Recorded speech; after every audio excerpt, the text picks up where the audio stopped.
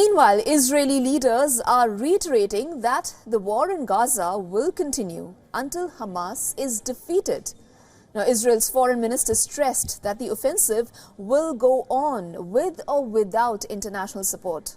However, Hamas Chief Ismail Haniyeh has now said that the group is ready to discuss with Israel any arrangement or initiative that could lead to a ceasefire in Gaza.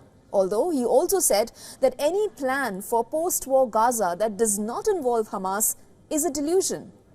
Now, Israel's strongest ally, the United States, has expressed concern over civilian casualties in Gaza. As per reports, it has delayed the sale of 20,000 assault rifles to Israel over settler violence in the West Bank. The U.S. National Security Advisor is going to visit Israel for a 2-day trip starting on Thursday. He is also likely to make other stops in the West Asia region. Talks on hostages and humanitarian aid will focus his visit. Meanwhile, Israel has announced that it has suffered its worst combat losses so far in the war. It reported 10 of its soldiers killed in the past 24 hours. This also includes a colonel commanding a forward base and a lieutenant colonel commanding a regiment. 86 חללים, 86 קברים חדשים נוספו בהר הרצל בלבד מאז מתקפת הרצח של ה-7 באוקטובר. מחיר כבד, כבד מאוד. אבל המטרה שלשמה נפלו היא מטרה ראויה. אין ראויה ממנה ואין צודקת ממנה. The Israeli army released footage showing troops fighting in the southern Gaza region. Israel has intensified its attacks in the region after the fighting renewed, following a brief pause.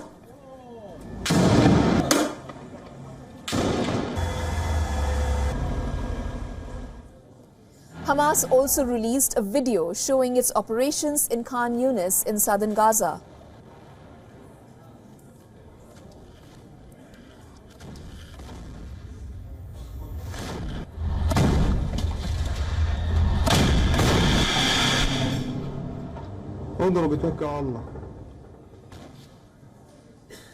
Now, these are the scenes of Rafah in the south.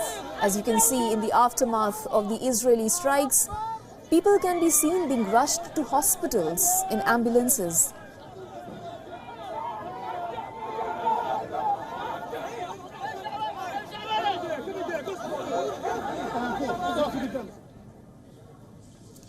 Meanwhile, violence is also raging in the West Bank, and as per the Palestinian Health Ministry, an Israeli raid in the area entered its second day on Wednesday, and it left at least 7 Palestinians dead. The Israeli military said the forces confiscated approximately 30 weapons, ammunition, military equipment and weapon parts. The military did not comment on those killed. For more on this, our correspondent Jody Cohen has sent us this report.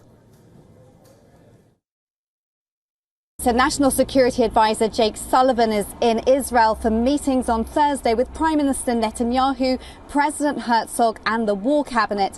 As far as I can see, they're going to be discussing 3 key issues. Number 1 is the timetable of this war. We know the US wants the main operation to be over by January. Israel has said that they expect the operation in Khan Yunis to be over by then, but that the war must end when Hamas is no longer a threat and the 135 hostages have been returned. The second issue will be the Israeli hostages and Palestinian civilians as well. Now, White House spokesperson John Kirby said that Israel's done possibly more than the US would have done to protect civilian lives in this war. For example, he said, by giving warning to Palestinian civilians and therefore to the enemy of targets in advance. They're going to be talking about aid. State Department spokesperson Miller has reported good progress, saying that more safe routes have been opened for civilians and aid to move around. But the US wants Israel to open its crossing between Gaza and Israel. Israel has said in the past that that's hard to do while under attack, and that Hamas has fired approximately 120 rockets from the humanitarian safe zones, which are supposed to be without any fighting, and that 1/3 of these fell short within Gaza. So it remains to be seen what happens on that front. And the third issue is the post-war Gaza. The US agrees that Hamas has to go. In the short term, there's talk of a security role for Israel, in an interim role for Arab or international forces, and a long-term role. The US wants to see a revitalized Palestinian Authority governing Gaza. Now, according to a Palestinian Research Center poll that's just been published, 82% of Palestinians in the West Bank support Hamas's 7th of October attack.